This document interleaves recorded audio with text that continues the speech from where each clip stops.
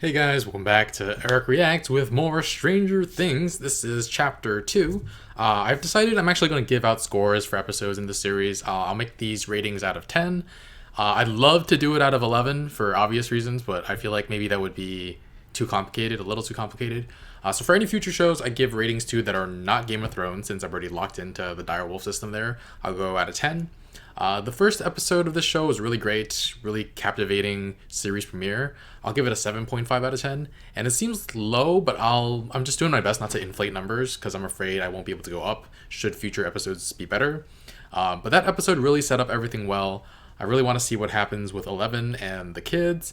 I don't know what will happen with Will. I feel like he should be part of the main cast, but I'm not sure, would the show kill him off. I don't think that's what this kind of show I don't think that's what this show is, but I could be wrong.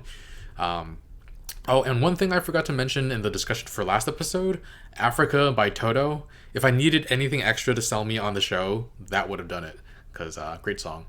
Alright guys, if you want to check out the full reaction with the footage, be sure to check out Patreon and the link in the description below. There's also early access, so you can watch next week's episode right after this one. But let's begin. No! Oh my god! Oh my god! Oh my god! No, Oh my god! Oh my god! See, Oh my god! over there, that's the bathroom. Privacy. Oh. They're afraid. You don't want to close? She's afraid of being locked in. He just went like. I bet she escaped from Peggers. From where? The nut house in Curly County. You got a lot of family there? Bite me. Wow. Seriously though, she's an escapee. Oh my god. She's probably a psycho. Alright, here's the plan. She sleeps here tonight. Maybe we can call you L, short for 11. She like that? Aww. Because I should be here. Okay. And we need to make, what, 200, 300 copies? How much is a copy? Okay, Mom, 10 cents? Mom, If we, Mom, 10 Mom. cents, three. You Relax. can't get like this, okay? A little bit of trust here, all right? You've been searching all night. It was not a prank, it was him. Joyce. Come on, how about a little trust here? And you think I don't know my own son's breathing? Wouldn't you know your own daughter's? Ooh. What was your test on again? Human anatomy? Hey, what's going on? You're in trouble, aren't you? Bad people? The tension in this scene. They want to hurt you? The bad people? They'll kill us both. Joyce? You got one step from falling off the edge. She's been a few steps for a while now, hasn't she? Kid's missing, man. Show a little class. All right, come on, let's go. Should we say something? I don't think he speaks. How much you want to bet he killed him? I wanted to say, I'm sorry about everything. Nice, right? It's a 22-inch. That's like 10 times bigger than Dustin's. Doesn't care. Has he ever done anything with you that you actually like? You know, like the arcade or something? I don't know. No. All right, he hasn't. He's trying to force you to like normal things. And you shouldn't like things because people tell you you're supposed to. Aww. Okay? I gave Jonathan all my money for the copies, for the posters. I needed advance. Yes, well, of course. Of course. Thank you. I need this phone and 2 weeks advance. And a pack of Camels. What knows you of Reggie? His name's Yoda. He can use the Force to move things with his mind. Like this. Like her. She recognizes him? You know Will? Did you see him? She's gonna trust him to close the door? She's scared. Oh no. Oh, we get a flashback to this? Well,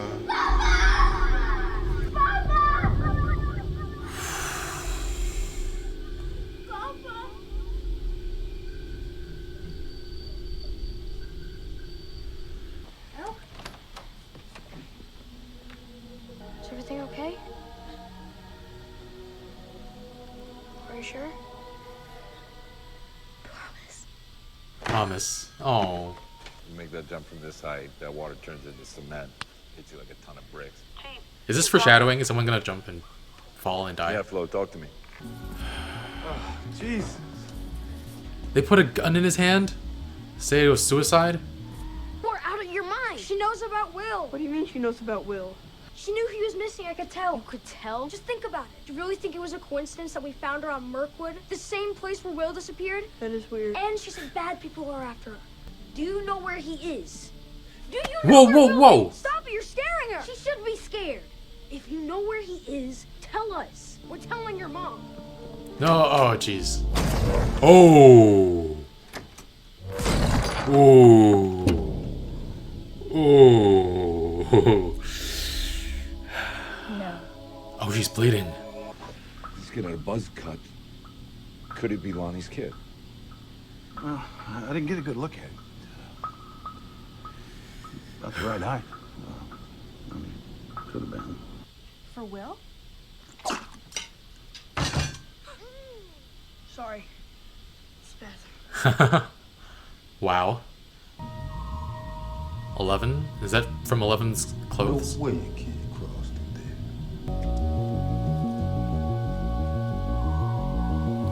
Yeah. What is friend? Is she serious? Spit? Spit? A spit's what it is. You never break your word. It's a bond. You. That's super important because friends they tell each other things. You ever feel cursed? You know, the last person to go missing here was in the summer of 23. 60 years ago? Suicide was the fall of 61. Wait, Will. that's Will's piece. Superpowers.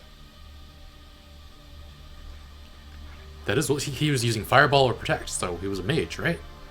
Will is hiding? And from who? Demogorgon. Demogorgon. Just looking for clues, or... That's a pretty good camera. Let's run towards the danger. I like this guy a little bit more already. Oh. I've never drunk beer like that. Does she like what she sees? Supposed to impress me? You're not? You are a cliche. You do realize. You are. Come on. No, stop. Don't push her. Just give it a shot. Is she gonna hurt herself? Don't hurt yourself, please. Ah, damn it! Why?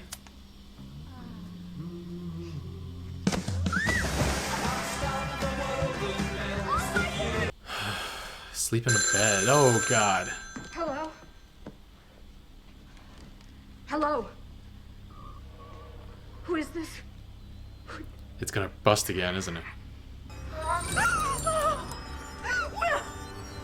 Yes, it's me!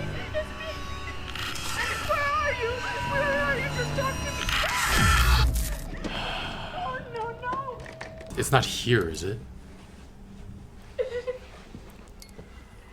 Seems like it might be.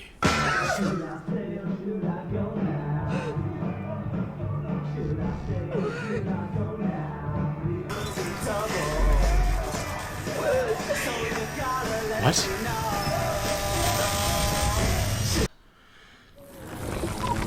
What the f-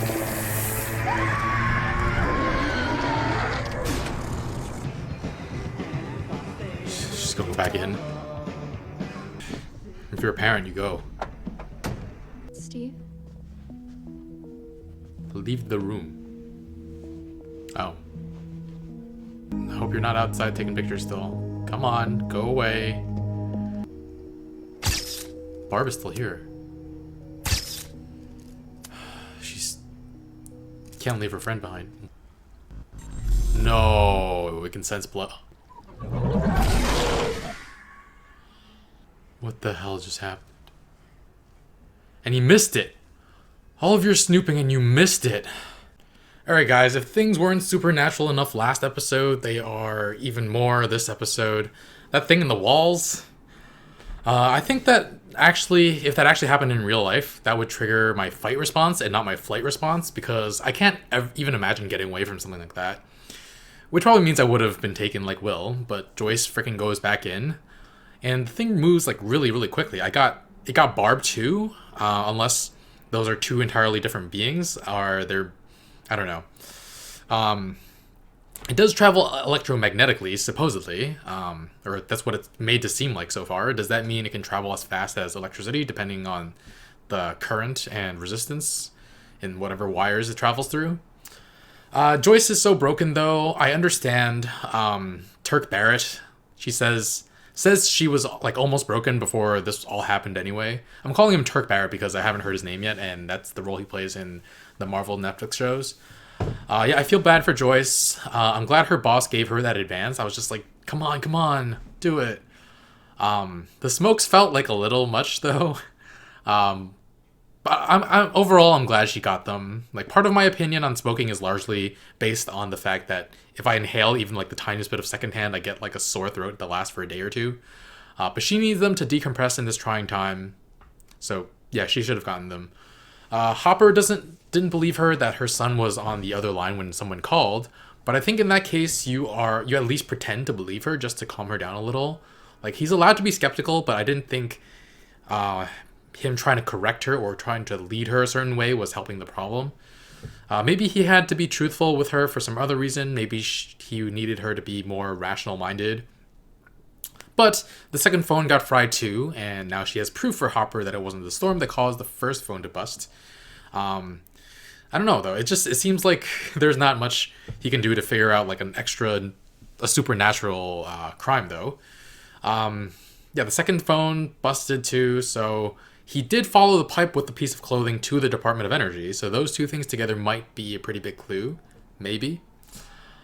He also has a scene on a cliff above a body of water talking about how a fall from that height or a jump from that height will kill you. I don't know what it is about that scene. I can't pinpoint it exactly, but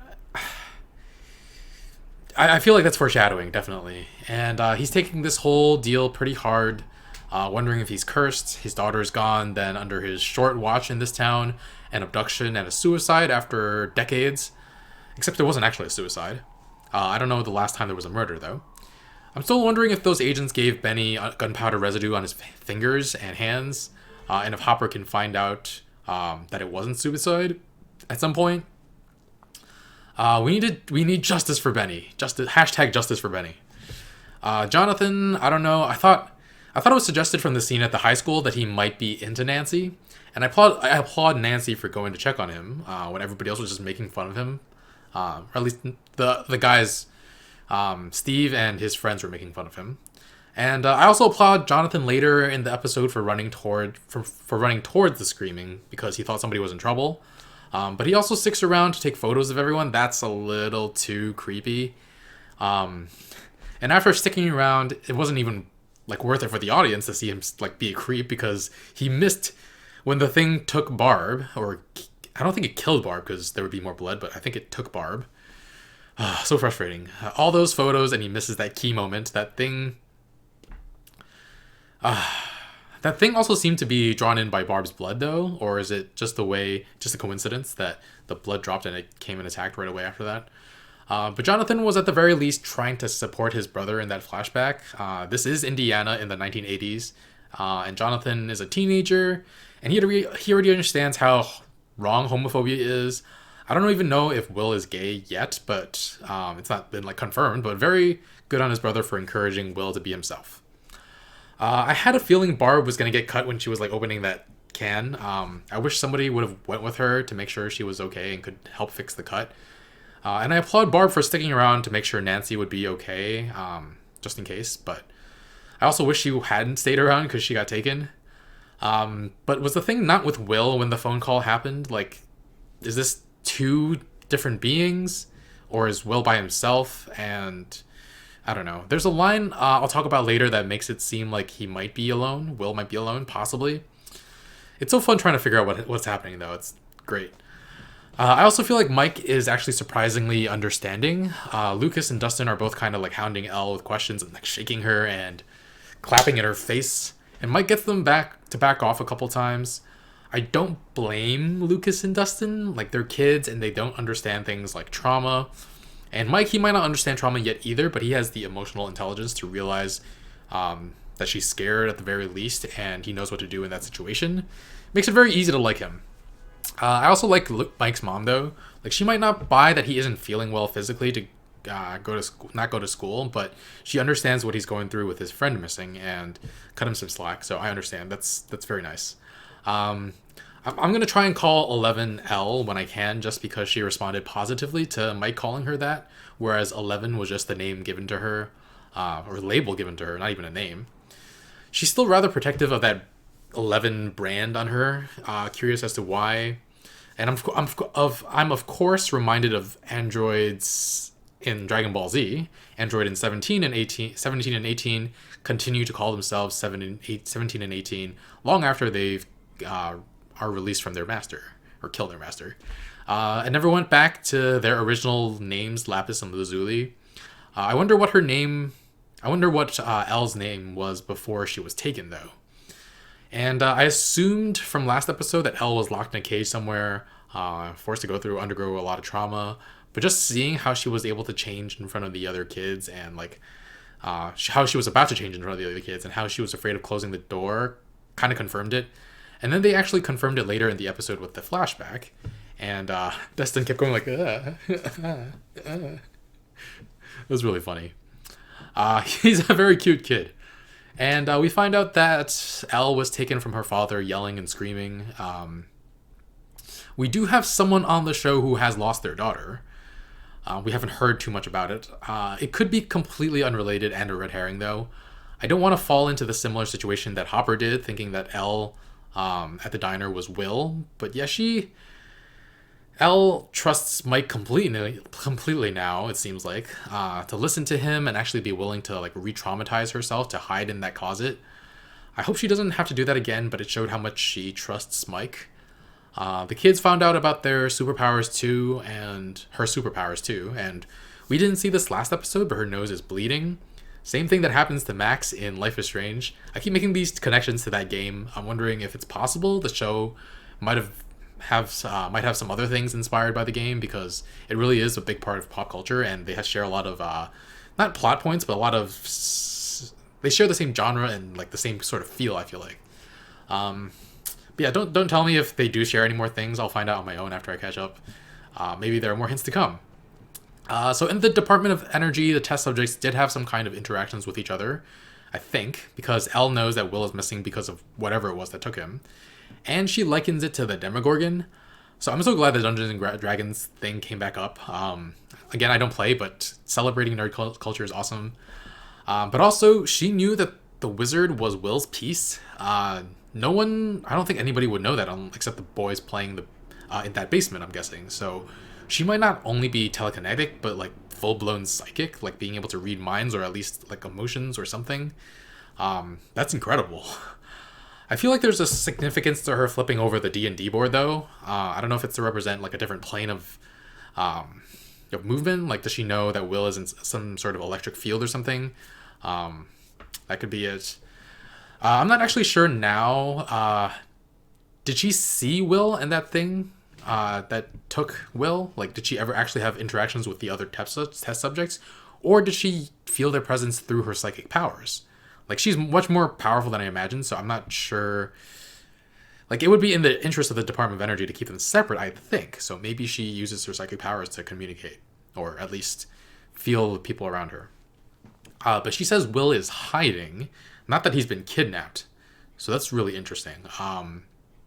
Is the thing that took him actually helping him hide and not malicious? Is it two different entities? One is keeping him safe from the Demogorgon-like monster.